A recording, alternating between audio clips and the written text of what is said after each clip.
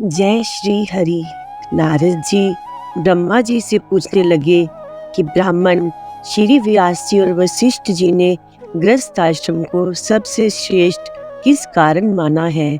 जैसे सब नदियां समुद्र में आश्रय पाती हैं और सब जीव माता का आश्रय पाकर जीते हैं, वैसे ही सब आश्रम गृहस्थ को आश्रय लेते हैं। 6 प्रकार के भिक्षु, ब्रह्मचारी, सन्यासी, विद्यार्थी, गुरु पूजक, मुसाफिर और जीविका रहित, ये सब गृहस्थों का ही आश्रय है। ब्रह्मा जी कहने लगे, हे नारद, इसमें हम तुमसे एक अति पुण्य देने वाला पुरातन इतिहास कहते हैं। उतानपद राजा का पुत्र राजकुमार उत्तम था, जो बड़ा बलवान और समदर्शी था। उसने विदुला नाम की स्त्री से विवाह किया और राजा रानी दोनों ही अति प्रेम से रहने लगे। एक दिन राजा ने वैश्य का नाच देखते हुए मदिरा पान किया और मदिरा के नशे में रानी को भी मदिरा पीने के लिए कहा, किंतु रानी ने राजा का कहा नहीं माना। इस पर राजा ने क्रोधित होकर सेवकों को आज्ञा दी कि वे रानी को किसी निर्जन वन में छोड़ आए। सेवक विवश हो रानी को वन में छोड़ आए। राजा ने भी रानी के वियोग में दुखित होकर दूसरा विवाह नहीं किया और प्रजा को पुत्र के समान पालने लगा। एक दिन एक ब्राह्मण आकर कहने लगा कि हे राजन, कोई मेरी स्त्री को हर ले गया है। मैं उसके वियोग में अति दुखित हूँ, इसलिए तुम उसे ढूंढ कर लाओ। राजा कहने लगा कि महाराज, मैं नहीं जानता कि आपकी स्त्री को कौन किधर और कहाँ ले गया है, तब आपकी स्त्री को कैसे ढूंढ कर ला सकता हूँ। ब्राह्मण कहने लगा, हे राजन, तुम प्रजा से छठा भाग लेकर सबके रक्षक हो। मेरी स्त्री घर में सो रही थी, वहीं से कोई उसे हर कर ले गया है। अब आपका कर्तव्य है कि आप उसे कहीं से भी ढूंढ कर लाएं। राजा कहने लगा कि मैंने तुम्हारी स्त्री को कभी नहीं देखा, वह कैसे स्वभाव और रूप वाली है। तब ब्राह्मण ने कहा, यद्यपि वह कठोर वचन बोलने वाली, अति कुरूपा, काले रंग की, बड़ी कर्कशा है, फिर भी मैं उसकी निंदा नहीं करता, क्योंकि वह मेरी धर्म पत्नी और अर्धांगिनी है। राजा कहने लगा, हे विप्र, जब तुम्हारी स्त्री ऐसी कुरूपा और कुटिल स्वभाव की थी तो तुम उसे लेकर क्या करोगे। मैं तुमको अति सुंदर और कल्याणकारी दूसरी स्त्री लाकर दे सकता हूँ। ब्राह्मण कहने लगे, हे राजन, ये स्त्री मेरे धर्म कर्म की अर्धांगिनी है, उसका भक्षण करना मेरा परम धर्म है। जो स्त्री की रक्षा नहीं करता उसे वर्ण संकर संतान उत्पन्न होती है, उसके पितृ नरकवासी होते हैं। जो मनुष्य वैश्यगामी होते हैं उनका कल्याण नहीं होता। जो मनुष्य ऋतुकाल के पश्चात स्त्री संभोग नहीं करते उनके पितृ 1 मास तक उसके रुधिर में लौटते हैं। ब्राह्मण के ऐसे वचन सुनकर राजा अपने शस्त्र लेकर रथ पर सवार हुआ। चारों ओर घूम फिरकर उस स्त्री को खोजने लगा। कुछ दूर जाकर उसने एक आश्रम में उषा के आसन पर बैठे हुए महान तपस्वी ऋषि को देखा। ऋषि ने राजा को देखकर उसका कुछ भी आदर सम्मान नहीं किया और कहा कि हम जानते हैं तुम राजा उतानपाद के पुत्र हो, मगर तुम यहाँ किस कारण आए हो। राजा कहने लगा, हे मुने, ब्राह्मण के घर से कोई दुष्ट उसकी स्त्री को हर ले गया है।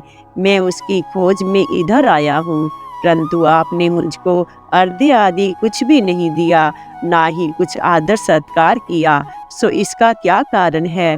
ऋषि ने उत्तर दिया, हे राजन, तुम अर्ध योग्य होते हुए भी अर्घ्य के पात्र नहीं हो, क्योंकि तुमने अपनी विवाहिता निरपराध स्त्री को वन में त्याग दिया है।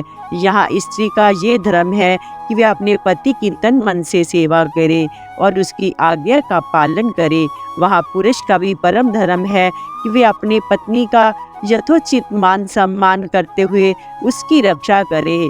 जिस घर में स्त्रियों का मान होता है वहाँ देवता वास करते हैं, किंतु जिस घर में स्त्रियों का अनादर होता है उसका कभी कल्याण नहीं होता।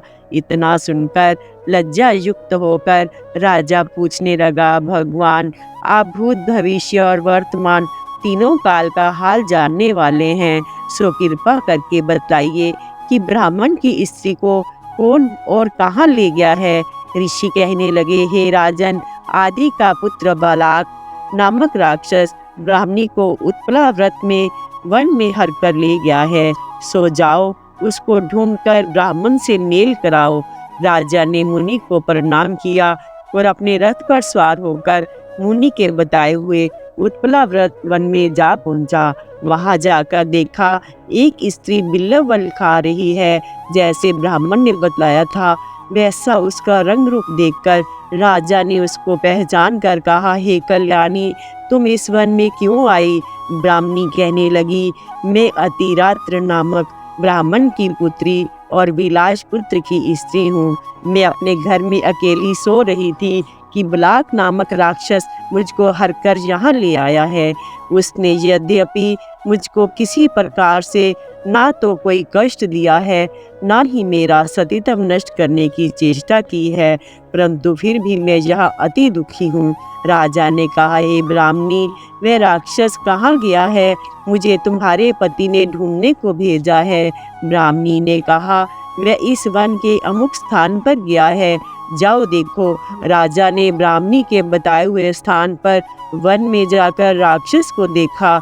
राक्षस राजा को देखते ही उसके चरणों में गिर गया और कहने लगा, कहिए राजन, क्या आज्ञा है, मैं आपका क्या कार्य करूं? राजा ने कहा, हे निशाचर, तू ब्राह्मणी को क्यों लाया है? यदि उसको स्त्री बनाना चाहे तो वह अत्यंत कुरूपा और दुशीला है, यदि खाना चाहता हो तो वैसा कहो। राक्षस कहने लगा, राजन, मेरे घर में बहुत सी अपर्साएं हैं, उनको छोड़कर इस कुरूपा से भोग करने की मैंने कभी इच्छा नहीं की, ना ही मैं मांस खाता हूँ। मैं तो केवल पूर्व जन्म के पापों का प्रायश्चित कर रहा हूँ। इस ब्राह्मणी को हर कर लाने का केवल कारण यही है कि इसका पति राक्षसों को मारने का मंत्र जानता है। जब हम यज्ञ के अन्न को ग्रहण करने के लिए जाते हैं तो वह हमको वहां से भगा देता है। सब यज्ञों का वही ब्राह्मण आचार्य है, तो उस ब्राह्मण को दुखी करने के लिए ही हमने उसकी स्त्री को हर लिया है, क्योंकि बिन स्त्री के पुरुष कर्म करने के योग्य नहीं होता। ऐसा सुनकर राजा विचारने लगा कि ये राक्षस भी हमारी निंदा करता है और मुनि ने भी हमको अर्ध योग्य नहीं समझा। राजा अपने मन में विचार कर ही रहा था कि राक्षस हाथ जोड़कर कहने लगा, हे राजन, अब आप प्रसन्नता पूर्वक मुझे जो आज्ञा देंगे मैं निश्चय ही उसका पालन करूँगा।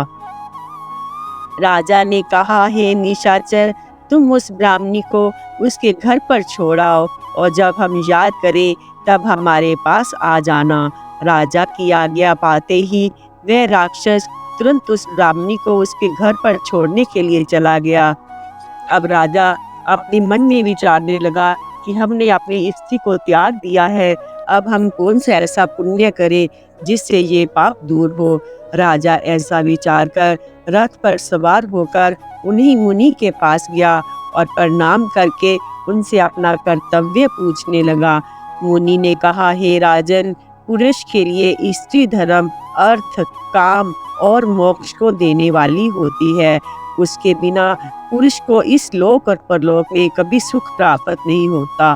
स्त्री चाहे किसी की कर्कशा हो, चाहे खोटे स्वभाव वाली हो, मूर्ख हो, रोगी हो, दरिद्री ही क्यों ना हो, परंतु पति को उसका त्याग नहीं करना चाहिए। राजा कहने लगा, महाराज, मैंने अपनी पतिव्रता स्त्री को बिना अपराध त्याग दिया था, अब मैं क्या करूं?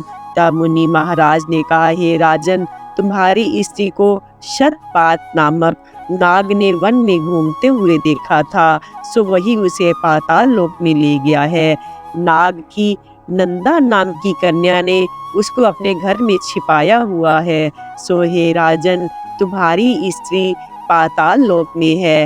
राजा ये बात सुनकर अपने नगर में आया और ब्राह्मण को स्त्री सहित देखकर परम आनंद को प्राप्त हुआ। तब राजा ने बलाक नामक वाले उस राक्षस को याद किया। राक्षस ने राजा को आकर प्रणाम किया और उसके बुलाए जाने का कारण पूछा। तब राजा ने उसको पाताल लोक से अपनी स्त्री को लाने के लिए कहा। तत्पश्चात राक्षस पाताल लोक में गया और उसने वहां से जाकर राजा की स्त्री उसको सौंप दी। इसके बाद राजा रानी बड़े प्यार से रहकर धर्म के कार्य करने लगे। ब्रह्मा जी कहते हैं, हे नारद, हमने तुमसे गृहस्थ आश्रम का महात्म विस्तार पूर्वक कहा है और अब क्या सुनना चाहते हो सो कहो। जय श्री हरि।